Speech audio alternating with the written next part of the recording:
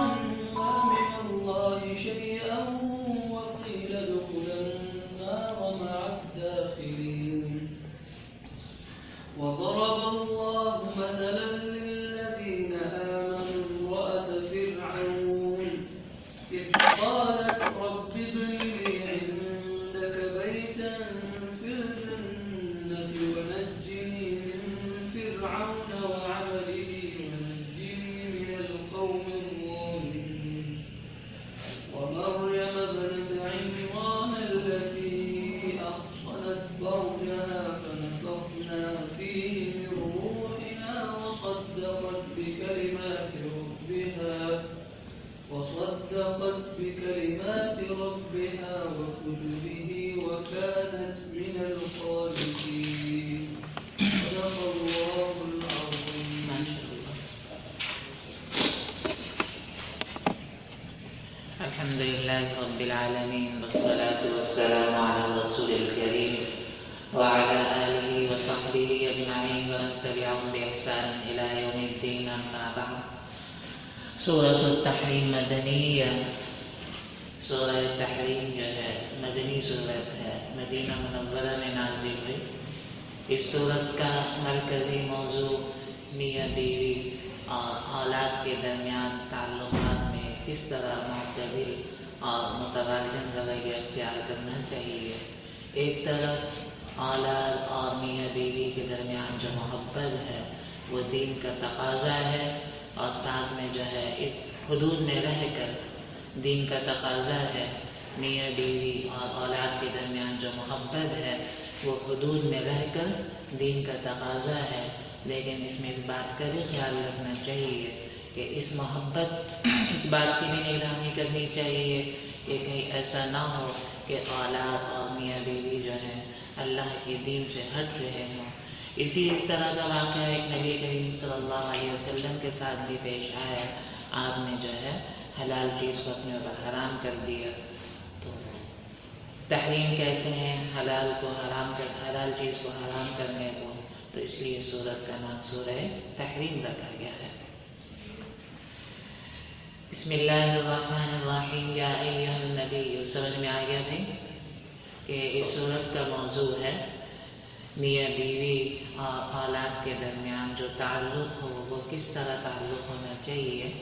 ایک طرف اولاد سے محبت حدود میں رہ کر دین کا تقاضا ہے، اور دوسری طرف اس بات کی بھی نگرانی کرنی چاہیے کہ اولاد جو ہے دین سے نہ ہٹے. اسی طرح سے ایک واقعہ نبی کریم صلی اللہ علیہ وسلم کے ساتھ پیش آیا. تو آپ نے اپنی بیویوں کی خوشنودی کے خاطر اپنے اوپر ایک حلال چیز کو حرام کیا. تحریم کہتے ہیں حلال چیز کو حرام کرنے کو. اسی مناسبت سے سورت کا نام سورہ تحریم رکھا گیا ہے. بسم اللہ الرحمن الرحیم. یا ایھا النبی. اے نبی. لم تحرم. آپ کیوں حرام کرتے ہیں ما احل اللہ لک. اللہ نے جو چیز آپ کے لیے حلال کی. تبتغی مرضات ازواجک. تو اپنی بیویوں کی خوشنودی چاہتا ہے. واللہ غفور الرحیم. اللہ تعالیٰ بہت زیادہ بخشنے والا مہربان ہے.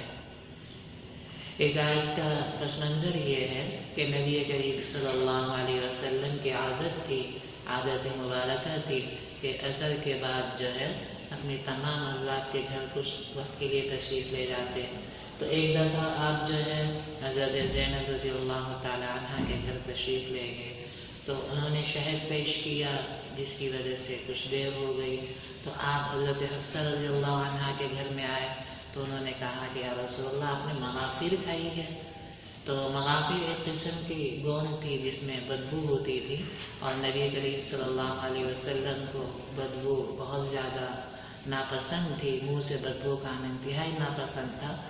تو آپ نے سوچا کہ شاید جو میں نے شہد پیا ہے اس میں مغافیر کا جو ہے رس چسا ہو، اس وجہ سے یہ بو آ رہی ہے. اور پھر حضرت عائشہ کے پاس تشریف لے گئے. انہوں نے بھی کہا کہ یا رسول اللہ مغافیر کھائی آپ نے. تو نبی کریم صلی اللہ علیہ وسلم نے فرمایا کہ نہیں. تو آپ نے سوچا کہ شاید شہری کی وجہ سے ہو، تو آپ نے قسم کھا لی کہ اب میں یہ آئندہ میں شہد نہیں پیوں.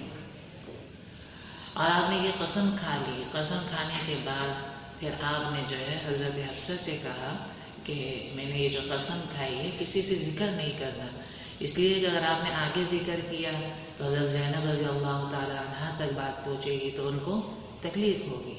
لیکن انہوں نے جو ہے اپنی حد تک بات نہیں رکھی، بلکہ یہ بات انہوں نے حضرت عائشہ سے کہی رضی اللہ عنہا. تو اس پر جو ہے یہ آیتیں اتری اور آپ کو بتا دیا گیا کہ آپ کے راز کو جو ہے حضرت حفصہ نے اپنی حد تک نہیں رکھا بلکہ آگے بھی اس کو چلتا کر دیا ہے. اور پھر ازواج مطہرات سے کہا گیا کہ آپ سے بہرحال غلطی ہوئی ہے، اس میں کوئی شک نہیں ہے کہ انہوں نے جو کیا تھا وہ نبی کریم صلی اللہ علیہ وسلم کی محبت میں کیا تھا. محبت ایمان کا تقاضا ہے، لیکن ساتھ میں جو ہے یہ بھی خیال رکھنا چاہیے کہ جو ہے نبی کریم صلی اللہ علیہ وسلم کو کسی قسم کی تکلیف نہ ہو اور دیگر کے حقوق پامال نہ ہو. تو اس لیے ان سے کہا گیا کہ آپ سے ہوا ہے، اگرچہ نیت آپ کی اچھی تھی لیکن کام غلط ہوا ہے، اس کام غلط پہ آپ کو جو ہے توبہ استغفار کرنا چاہیے. اور اگر توبہ استغفار نہیں کرو گی تو اللہ تعالیٰ جو ہے تو یہ مت سمجھنا کہ نبی کا کوئی نقصان ہوگا، کوئی نقصان نہیں ہوگا. اس لیے کہ نبی کی مدد کے لیے اللہ تعالیٰ بھی ہیں، جبریل بھی ہیں، نیک مومن بھی ہیں، فرشتے بھی ہیں. اور یہ مت سمجھنا کہ چلو نقصان تو نہیں ہوگا لیکن نبی کو تو عورتوں کی ضرورت ہوگی، ہم جیسی کہاں ملیں گی. تو بتایا گیا کہ اگر نبی آپ کو طلاق دے دیں تو اللہ تعالیٰ آپ سے بہتر ان کو جو ہے عورتیں عطا فرما دے گا. تو اس سے یہ ظاہر نہیں ہوتا کہ ازواج مطہرات سے بھی زیادہ کوئی افضل خواتین موجود تھی. مقصد یہ تھا کہ اگر نبی نے آپ کو طلاق دی تو ہو سکتا ہے کہ اور بیویاں جو عورتیں ہیں اللہ ان کو اچھا بنا کر نبی کے نکاح میں لے آتا. دیکھیے یا ایھا النبی لم تحرم، اے نبی آپ حرام کیوں کرتے ہیں ما احل اللہ لک، جو اللہ نے آپ کے لیے حلال کی.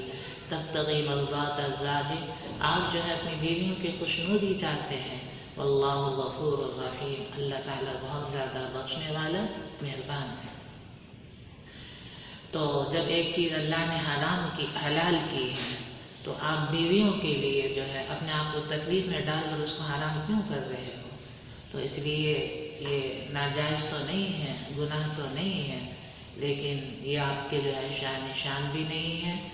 اللہ تعالیٰ جو ہے آپ سے ہوا جو ہوا ہے، اللہ تعالیٰ بہت زیادہ بخشنے والا ہے، مہربان ہے. اب اللہ تعالیٰ نے اس سے نکلنے کا طریقہ بتایا ہے. آپ نے جو حلال چیز کو حرام کیا ہے اس سے نکلنے کا طریقہ بتایا جا رہا ہے. قد فرض اللہ لکم تحلۃ ایمانکم، اللہ نے تمہارے لیے مقرر کیا ہے تمہاری قسموں سے نکلنے کا طریقہ. اللہ نے تمہارے لیے مقرر کیا ہے تمہاری قسموں سے حلال ہونے کا. اللہ مولاکم، اللہ تمہارا کارساز ہے. وہو العلیم الحکیم، وہ سب کچھ جاننے والا ہے، حکمت میں کامل ہے. اللہ نے قسموں سے نکلنے کا جو ہے طریقہ بتایا ہے اور وہ طریقہ یہ ہے کہ کفارہ ادا کیا جائے. کفارہ کیا ہے وہ دیگر آیتوں میں ذکر ہے. اطعام 10 مساکین من اوسط ما تطعمون اہلیکم او کسوتهم او تحریر رقبہ فمن لم یجد فصیام 3 ایام، کہ 10 مسکینوں کو اوسط درجے کا کھانا کھلایا جائے یا ان کو لباس دیا جائے یا غلام آزاد کیا جائے. استطاعت نہ ہو تو 3 روزے رکھ لیے جائیں. اب سوال پیدا ہوتا ہے کہ حلال چیز کو حرام قرار دینے کا کیا حکم ہے.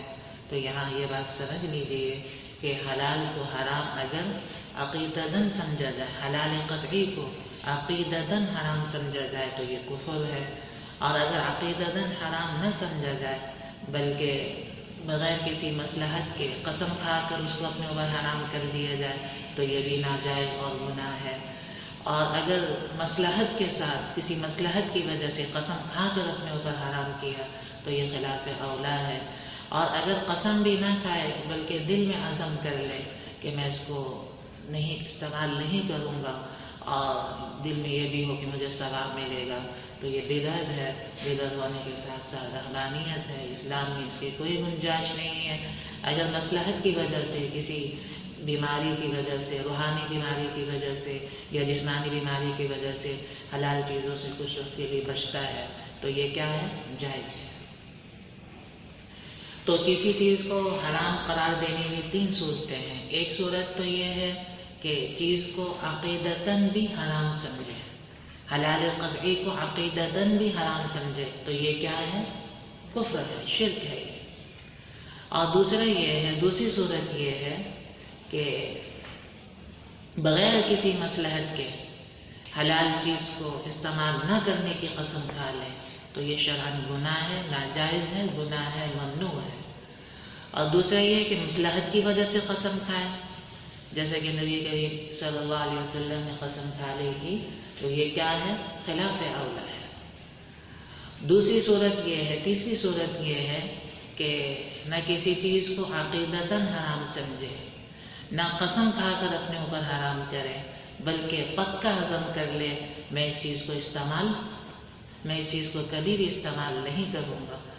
اگر وہ یہ ثواب سمجھ کے کر رہا ہے کہ مجھے ثواب ملے گا تو یہ بدعت ہے اور رہبانیت ہے، اسلام میں اس کی کوئی گنجائش نہیں ہے۔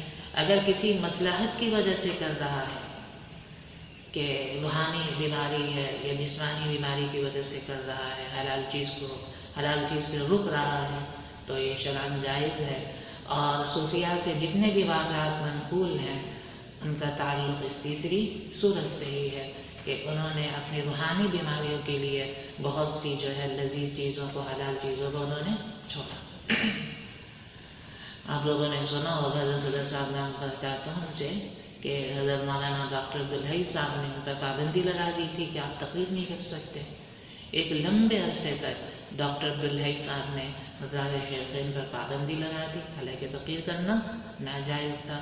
وہ مصلحت کی وجہ سے تھا تاکہ جو ایک دل میں ہوتا ہے کہ میری شہرت ہو، دل میں جو ایک بڑا پن ہوتا ہے وہ پن نکل جائے، تقریر کا شوق نکل جائے، تاکہ جو بھی تقریریں ہوں وہ اللہ کے لیے ہوں۔ جوانی میں بڑا شوق ہوتا ہے، بہت سے کام کرنے کا شوق ہوتا ہے، اور عمر کے ساتھ ساتھ جو ہے شوق کم ہوتے رہتے ہیں، تو اس حصے میں کہ جس میں بڑا شوق ہوتا ہے پابندی لگا دی، بس صرف جمعے کی تقریر کر سکتے ہو، دارالعلوم کے اندر باہر بالکل تقریر نہیں کر سکتے۔ حالانکہ بڑا جذبہ ہوتا ہے، دین پھیلانے کا جذبہ ہوتا ہے۔ ہم نے جو ہے 8 سال لگائے ہیں، اب ان 8 سالوں کو کچھ نہ نکالیں گے کیسے ہو سکتا ہے؟ تو اگر کوئی حلال چیز سے رک رہا ہے روحانی بیماری کی وجہ سے، جسمانی بیماری کی وجہ سے، وہ کیا ہے؟ جائز ہے۔ اور صوفیاء سے جو منقول ہے حلال چیزوں کو چھوڑنا، وہ اسی صورت سے تعلق رکھتا ہے۔ اللہ تعالیٰ نے آپ کے لیے قسموں سے نکلنے کا طریقہ مقرر کیا، وہ یہ ہے کہ آپ قسم کا جو ہے کفارہ ادا کریں، اور کفارہ ادا کرنے کے بعد جو ہے آپ قسم سے نکل جائیں گے۔ اللہ تمہارا کام ساز ہے، تمہارا کام بنانے والا ہے، وَهُوَ الْعَلِيمُ الْحَكِيمُ، وہ سب کچھ جاننے والا، حکمت میں کامل ہے۔ وَإِذَا أَسَرَّ النَّبِيُّ إِلَىٰ بَعْضِ أَزْوَاجِهِ حَدِيثًا، جب آپ نے اپنی کسی بیوی سے ایک راز کی بات کہی، فَلَمَّا نَبَّأَتْ بِهِ، اور جب اس نے دوسرے کو بتلا دی، فَأَظْهَرَهُ اللَّهُ عَلَيْهِ، اللہ نے وہ بات آپ پر ظاہر کر دی، عَرَّفَ بَعْضَهُ، آپ نے اس بات کا کچھ حصہ جتلایا، فَأَعْرَضَ عَنْ بَعْضٍ، اور کچھ کو ٹال گئے، کچھ سے اعراض کیا، فَلَمَّا نَبَّأَهَا بِهِ، جب آپ نے اس کو بتلایا اس کے بارے میں، قالت، اس نے کہا، من انبأک ھذا، آپ کو کس نے خبر دی؟ قال نبأنی العلیم الخبیر، کہا کہ مجھے اس نے بتایا جو سب کچھ جاننے والا ہے، باخبر ہے۔ مطلب اس آیت کا یہ ہے کہ نبی کریم صلی اللہ علیہ وسلم نے قسم کھا لی کہ اب میں شہد نہیں پیوں گا۔ قسم کھانے کے بعد حضرت حفصہ سے کہا کہ یہ کسی کو نہیں بتانا، تاکہ ایسا نہ ہو کہ یہ بات حضرت زینب تک پہنچے تو ان کو تکلیف ہو۔ تو انہوں نے یہ بات حضرت عائشہ رضی اللہ عنہا سے کہہ دی، تو اس پر یہ آیت اتری کہ آپ کو بتا دیا گیا کہ آپ کی بات جو ہے، آپ نے جو راز کی بات کہی ہے وہ آگے جو ہے بتا دی گئی ہے، تو آپ نے جو ہے اس واقعے کا اجمالاً ذکر کیا، تفصیل نہیں بتائی۔ اس وجہ سے اجمالاً ذکر کیا کہ اگر تفصیل بتائی گئی تو تکلیف ہوگی، کہ پتہ چل جائے گا کہ آپ کو جو ہے پوری بات بھی بتا دی گئی ہے۔ تو آپ نے جب حضرت حفصہ سے کہا کہ مجھے بتا دیا گیا ہے، تو انہوں نے کہا کس نے بتایا؟ تو آپ نے کہا کہ مجھے علیم خبیر نے بتایا۔ ان تتوبا الی اللہ عرف بعضہ، کچھ حصہ بتلایا، وأعرض، کچھ حصہ جتلایا، وأعرض عن بعض، اور کچھ سے اعراض کیا۔ کچھ حصہ بتلایا مطلب یہ ہے کہ واقعے کا اجمال بتا دیا کہ آپ سے جو راز کی بات کہی گئی تھی آپ نے وہ آگے بتا دی، پوری بات نہیں بتائی کہ آپ نے جو ہے نا یہ بات حضرت عائشہ کو بتا دی۔ اس وجہ سے پوری بات نہیں بتائی کہ اگر پوری بات بتائی جائے گی تو ہو سکتا ہے حضرت حفصہ کو تکلیف، زیادہ شرمندگی ہو، زیادہ تکلیف ہو۔ ان تتوبا الی اللہ، اگر تم دونوں اللہ کے حضور توبہ کرو، فقد صغت قلوبکما، تم دونوں کے دل مائل ہو گئے، وان تظاہرا علیہ، اگر تم دونوں نبی کے خلاف ایک دوسرے کی مدد کرو، فإن اللہ هو مولاہ، اللہ اس کا ساتھی ہے، وجبریل اور جبریل، وصالح المؤمنین اور نیک مومن، والملائکۃ بعد ذلک ظہیر، اور اس کے علاوہ فرشتے مددگار ہیں۔ تو بتایا یہ جا رہا ہے کہ اب تمہارا جو ہے گناہ کھل چکا ہے، تو طریقہ یہی ہے کہ اللہ کے حضور اب توبہ کرو۔ فقط صغت قلوبکما کے دو مطلب بیان کیے گئے ہیں۔ اکثر مفسرین نے تو یہ کہا کہ تم دونوں کے دل حق سے ہٹ گئے تھے، مطلب یہ ہے کہ محبت ٹھیک ہے، ایمانی تقاضا ہے، لیکن محبت میں جو ہے ایسا اقدام اٹھانا جس سے نبی کو تکلیف ہو صلی اللہ علیہ وسلم اور دیگر کا حق مارا جائے، اور دوسرا یہ ہے کہ راز کی بات کو آگے پھیلانا، یہ کیا ہے؟ حق سے ہٹنے والی بات ہے۔ تم دونوں کے دل حق سے ہٹ چکے تھے، اس لیے اللہ کے حضور توبہ کرو۔ اگر توبہ نہیں کرو گی تو سمجھ لو کہ اللہ تعالیٰ کے نبی کے ساتھ تو اللہ تعالیٰ ہیں، جبریل ہیں، الی آخری۔ بعض مفسرین نے اس کا مطلب یہ بیان کیا فقط صغت قلوبکما، تم دونوں کے دل مائل تو ہو گئے، مطلب یہ ہے کہ تم دونوں کے دل جو ہے توبہ کی طرف مائل ہو گئے ہیں، اب توبہ بھی کر لو۔ ان تتوبا الی اللہ، آپ لوگوں کا واقعہ جو ہے فاش ہو چکا ہے، آپ لوگوں کی بات جو ہے نبی کریم صلی اللہ علیہ وسلم کو پتہ لگ گئی ہے، اور آپ لوگوں کے دل بھی اب مائل ہو چکے ہیں توبہ کی طرف، تو توبہ کر لو۔ عسى ربه ان طلقكن، اس کے پروردگار کے لیے بعید نہیں ہے، ان طلقكن، اگر وہ تمہیں طلاق دے دیں، اگر نبی تمہیں طلاق دے دیں، ان يبدله ازواجا، تو آپ کے بدلے میں ان کو ایسی بیویاں دے، خیرا منکن، جو تم سے بہتر ہو، مسلمات، اسلام والی ہوں، مؤمنات، مؤمن ہوں، قانتات، اطاعت شعار ہوں، خشوع اختیار کرنے والی ہوں، تائبات، توبہ کرنے والی ہوں، عابدات، عبادت کرنے والی ہوں، سائحات، روزے دار ہوں، روزے رکھنے والی ہوں، سیبات، سیبہ ہوں، وابکارا، اور باکرہ ہوں۔ تو یہاں نبی کریم یہاں ازواج مطہرات کو سنایا جا رہا ہے کہ یہ مت سمجھنا کہ ہم سے بہتر نبی کو کوئی نہیں ملے گی، تو اللہ تعالیٰ کہہ رہے ہیں کہ اللہ تعالیٰ اگر نبی نے تمہیں طلاق دے دی تو اللہ تعالیٰ تم سے بہتر جو ہے نبی کو دے سکتا ہے۔ تو اس آیت کا یہ مطلب ہرگز نہیں ہے کہ ازواج مطہرات سے بھی بہتر عورتیں موجود تھیں، بلکہ مطلب یہ ہے کہ جو عورتیں موجود ہیں اللہ تعالیٰ ان کو بہتر بنا کر نبی کی خدمت میں لے آئے۔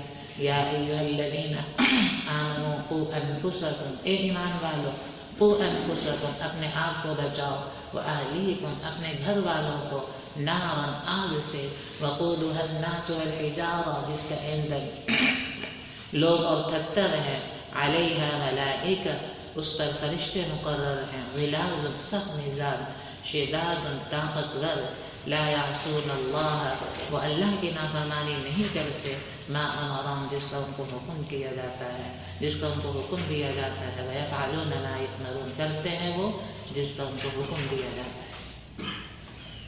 شروع کی 5 آیاتوں میں ازواج مطہرات کے اخلاق، اعمال کی اصلاح اور تربیت کا ذکر تھا۔ اب یہاں سے عام مؤمنین کو خطاب کیا جا رہا ہے، بتایا یہ جا رہا ہے کہ جب نبی کریم صلی اللہ علیہ وسلم کی ازواج کو اصلاح کی ضرورت ہے تو عام مومنوں کو اور زیادہ اصلاح کی ضرورت ہے۔ چنانچہ عام مومنوں کو خطاب کر کے کہا جا رہا ہے کہ خود بھی آگ سے بچو، نہ صرف خود آگ سے بچو اور اپنے گھر والوں کو بھی آگ سے بچاؤ۔ مطلب یہ ہے کہ اپنے ماتحتوں کی جو ہے نگرانی کرو، کہیں ایسا نہ ہو کہ وہ ایسے کام کر رہے ہوں جس سے وہ دین سے ہٹ رہے ہوں۔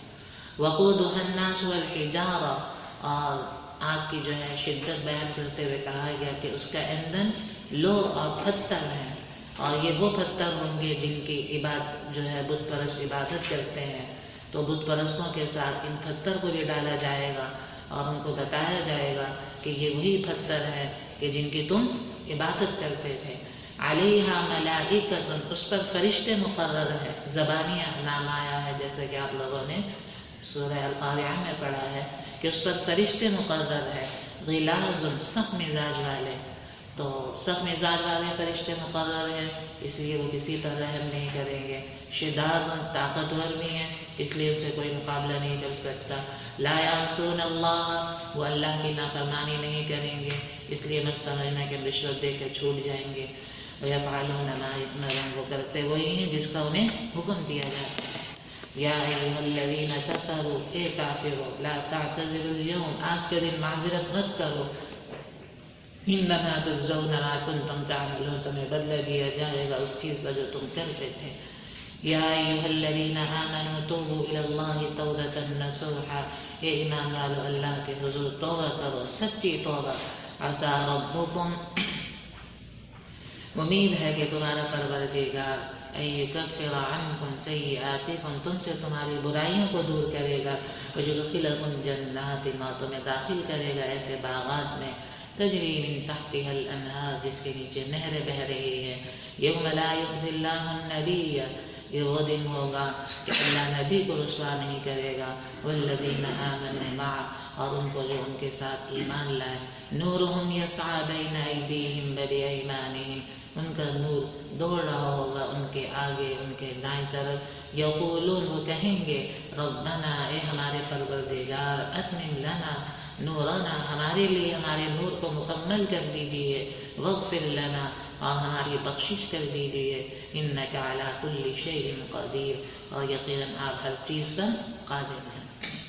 اس آیت میں توبہ کا حکم دیا گیا ہے اور آپ کو معلوم ہے کہ توبہ کے لیے ضروری ہے، سچی توبہ کے لیے ضروری ہے کہ دل میں ندامت ہو اور جس گناہ میں مبتلا ہے اس گناہ سے ہٹ جائے اور آئندہ کے لیے تہیہ ہو، پکا عہد ہو کہ میں یہ دوبارہ کام نہیں کروں گا، دوبارہ ہو جائے تو دوبارہ جو ہے انہی شرائط کے ساتھ جو ہے توبہ کی جائے تو وہ سچی توبہ مانی جاتی ہے۔ اگر کسی کا حق مارا ہے تو اس کا حق ادا کیا جائے، معافی تلافی اس سے معافی تلافی کروائی جائے، اور اگر ایسی عبادتیں ہیں جن کی قضا ہو سکتی ہے تو توبہ کے ساتھ ساتھ جو ہے ان کی قضا بھی ضروری ہے، جیسے کہ نماز روزہ زکوٰۃ حج وغیرہ۔ عسیٰ ربکم سچی توبہ کا اللہ تعالیٰ نے یہاں نتیجہ بیان کیا ہے کہ سچی توبہ سے کیا ہوگا، تمہارا پروردگار تم سے جو ہے تمہاری برائیوں کو دور کر دے گا، اور آگے کہا ہے نورہم یسعی بین ایدیہم، یہ آیت جو ہے سورہ حدید میں بھی گزری ہے کہ شاید یہ وہ وقت ہوگا، کل صراط کا وقت ہوگا کہ جب ہر مومن کو اس کے اعمال کے بقدر اس کو نور ملے گا، اور منافقین بھی شروع سے جو ہے فائدہ اٹھا رہے ہوں گے اور پھر ان سے جو ہے نور سلب کر دیا جائے گا، وہیں پر مسلمان دعا کریں گے اے پروردگار ہمارے لیے اس نور کو مکمل کر دیجیے، مطلب یہ ہے کہ ہم سے جو ہے یہ نور نہ لیجیے بلکہ ہم کو جو ہے مقصد تک پہنچا دیجیے۔ یا ایھا النبی جاہد الکفار اے نبی کافر اور منافقین سے جہاد کرو، وغلظ علیہم ان پر سختی کرو، ومأواہم جہنم ان کا ٹھکانہ جہنم ہے، وبئس المصیر برا ٹھکانہ ہے۔ جہاد تو ایک جہاد تو جو ہے پرامن ہوتا ہے جیسے کہ دعوت و تبلیغ، جہاد کا مطلب ہوتا ہے کوشش کرنا، اس میں پرامن کوششیں جیسے دعوت و تبلیغ وہ بھی داخل ہے، اور مسلح کوششیں جس کو جہاد کے نام سے تعبیر کیا جاتا ہے وہ بھی اس میں داخل ہے۔ منافقوں سے تو اسلحے کے ذریعے جہاد نہیں کیا جا سکتا، اس لیے کہ وہ ظاہری طور پر اسلام لاتے ہیں اور ظاہری طور پر اسلام لانے کی وجہ سے ان کے ساتھ مسلمانوں جیسا معاملہ کیا جاتا ہے، الا یہ کہ وہ کھلی بغاوت کا ارتکاب کرے تو ایسی صورت میں ان کے ساتھ اسلحے کے ذریعے جہاد کیا جاتا ہے۔ جہاد کا مطلب ہے کوششیں، اس میں پرامن اور مسلح ہر طرح کی کوششیں اس میں شامل ہیں۔ پرامن کوششیں جیسے دعوت و تبلیغ، مسلح کوششیں جس کو آج کل کی زبان میں جہاد کہا جاتا ہے، آج کل کی اصطلاح میں اس کو جہاد کہا جاتا ہے، اور جب عام طور پر جب جہاد کا لفظ بولا جاتا ہے تو اس سے مسلح کوششیں ہی مراد ہوتی ہیں، یہاں دونوں طرح کی کوششیں مراد ہیں۔ اور منافقین کے ساتھ تو اسلحے کے ذریعے جہاد نہیں کیا جا سکتا، ان کے ساتھ تو زبانی ہی جہاد ہو سکتا ہے، دعوت و تبلیغ کے ذریعے ان کے ساتھ جہاد ہو سکتا ہے، الا یہ ہے کہ وہ کھلی بغاوت کا ارتکاب کرے تو ایسی صورت میں ان پر اسلحہ چلایا جا سکتا ہے۔ یہ بات اس لیے کہہ دی کہ آج کل کے لوگ جو ہے ایک دوسرے پر تلوار اٹھانے نہ لگ جائیں، وہ تو منافق ہے۔ ہم ظاہر کے متعلق ہیں، اگر کوئی ظاہری طور پر اسلام لے آئے گا تو اس کے ساتھ مسلمانوں والا معاملہ کیا جائے گا، اور دل کی بات جو ہے وہ اللہ کے حوالے ہے۔ ضرب اللہ مثلا للذین کفروا امرأۃ نوح وامرأۃ لوط، اللہ نے ایک مثال بیان کی ہے کافروں کے لیے نوح اور لوط کی، امرأہ کی، کانتا تحت عبدین من عبادنا صالحین، وہ ہمارے بندوں میں سے دو نیک بندوں کے نکاح میں تھی، فخانتاہما، دونوں نے ان سے بے وفائی کی، فلم یغنیا عنہما من اللہ شیئا، اور وہ دونوں اللہ کے مقابلے میں ان دونوں کی مدد کچھ نہ کر سکے، وقیل، کہا گیا، ادخلا النار مع الداخلین، دوزخ میں جانے والوں کے ساتھ تم دونوں بھی داخل ہو جاؤ۔ یہاں سے لے کر آخر تک جو ہے اللہ تعالیٰ نے 4 عورتوں کا ذکر کیا ہے، جن میں سے 2 کافرہ ہیں، 2 مومن ہیں، اور جو 2 کافرہ تھی وہ اپنے وقت کے نبی کے نکاح میں تھی۔ بتایا یہ جا رہا ہے کہ اعمال کی ضرورت ہے، اصلاح کی ضرورت ہے، محض کسی کے نکاح میں ہونا، کسی کا قریبی رشتہ دار ہونا کسی کو فائدہ نہیں دے گا جب تک کوئی دل سے خود ایمان نہ لائے۔ آگے اللہ تعالیٰ نے جو ہے 4 عورتوں کا ذکر کیا ہے، جن میں سے 2 کافرہ ہیں، 2 مومن ہیں، اور بتلایا یہ جا رہا ہے کہ کسی کا قریبی رشتہ دار ہونا بھی، کسی کے قریبی رشتہ دار کا ایمان لانا بھی کسی کو فائدہ نہیں دے گا، چاہے وہ نبی ہی کیوں نہ ہو۔ نبی کا قریبی ہونا بھی انسان کو فائدہ نہیں دے گا، بلکہ خود ایمان لانے اور اپنی اصلاح کی ضرورت ہے۔ آگے پھر جو ہے امرأہ فرعون کی مثال ذکر کی، جو کافرہ کے نکاح میں تھی اور اپنے وقت کے سب سے بڑے کافر خدائی کے دعوے دار کے نکاح میں تھی، ایمان لے آئی تو بتایا جا رہا ہے کہ کسی کا کوئی قریبی ہی، چاہے شوہر ہی کافر کیوں نہ ہو، اگر کوئی ایمان لے آئے گا تو اس کے شوہر کا کافر ہونا اسے کوئی نقصان نہیں دے گا۔ جس طرح کسی کافرہ کا کسی نبی کے نکاح میں ہونا جو ہے، نبی کے نکاح ہونا اس کو فائدہ نہیں دے گا، اسی طرح کسی مسلمان کا اگر شوہر بہت بڑا کافر بھی ہے، فاسق ہے، فاجر ہے، ہر طرح کا گناہ گار ہے، ہر طرح کا گناہ اس کے اندر پایا جا رہا ہے، تو اس کے گناہ گار ہونے سے جو ہے اس کی بیوی کو کوئی نقصان نہیں ہوگا۔ آگے پھر حضرت مریم علیہ السلام کی مثال ذکر کی کہ جنہوں نے اللہ کی جو ہے اتنی عبادت کی کہ ان کو جو ہے نبوت کے کمالات حاصل ہوئے، اگرچہ وہ نبی نہیں ہے لیکن ان کو نبوت کے کمالات حاصل ہوئے عبادت کی وجہ سے۔ بتایا یہ جا رہا ہے کہ عورتوں کو بھی چاہیے کہ اللہ تعالیٰ کے حضور توبہ استغفار کریں اور خوب سے خوب عبادت کریں۔ اگر وہ نبی کی ہیں، کسی ولی کی بیوی ہیں، کسی ولی سے ان کا تعلق ہے، تو ولی کے تعلق ہونے کی وجہ جو ہے ان کے لیے کافی نہیں ہے، بلکہ ان کو چاہیے کہ اپنے ایمان، اعمال، اصلاح، اپنے اخلاق کی جو ہے فکر کریں۔ ضرب اللہ مثلا للذین کفروا امرأۃ نوح وامرأۃ لوط، اللہ نے مثال بیان کی کافروں کے لیے نوح کی امرأہ اور لوط کی امرأہ کی، کانتا تحت عبدین من عبادنا صالحین، دونوں ہمارے بندوں میں سے 2 نیک بندوں کے تحت تھی، فخانتاہما، دونوں نے ان کے ساتھ بے وفائی کی، فلم یغنیا عنہما، اور وہ دونوں جو ہے ان کے لیے اللہ کے مقابلے میں کچھ کام نہ ہے، وقیل ادخلا النار مع الداخلین، کہا گیا کہ دونوں دوزخ میں جو ہے داخل ہونے والوں کے ساتھ داخل ہو جاؤ۔ تو امرأۃ لوط کے بارے میں تو آپ نے پڑھا ہے کہ یہ کافرہ تھی، نہ صرف کافرہ تھی بلکہ جو ہے دشمنوں کی جو ہے مدد بھی کیا کرتی تھی، فرشتہ عذاب لے کر آئے، اس میں بھی جو ہے یہ اپنے جو ہے کافر ساتھیوں کے ساتھ مل گئی۔ اور امرأۃ نوح کے بارے میں بھی کہا جاتا ہے کہ اپنے یہ شوہر کا مذاق اڑاتی تھی، نہ صرف یہ کہ مذاق اڑاتی، کافرہ تھی، کافرہ کے ساتھ اپنے شوہر کا مذاق بھی اڑاتی تھی، اور مذاق اڑانے کے ساتھ ساتھ یہ کافروں کی اپنے شوہر کے خلاف جو ہے کافروں کی مدد کیا کرتی تھی۔